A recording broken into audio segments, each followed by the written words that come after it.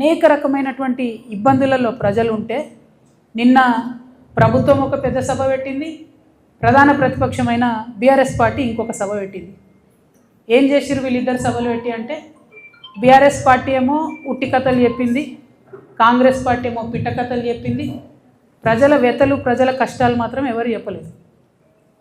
ఇక BRS party సభ అయితే జగిత్యాల్లో 75 సంవత్సరాల కురు వృద్ధుని రాజకీయ నాయకుడిని చేర్చుకొని మరి ఈ సభతోని మీకే 25 సంవత్సరాలు తగ్గిపోయినాయి, మీరే నవయువకుడు, మీరే అద్భుతంగా రాజకీయం చేయాలని చెప్తే మరి తెలంగాణలో ఉన్న యూత్ అంతా చచ్చిపోయినరా బతుకున్నారా, వాళ్ళ ఫ్యూచర్ ఏంది, వాళ్ళ కథ ఏంది నాకైతే అర్థమవుతుంది.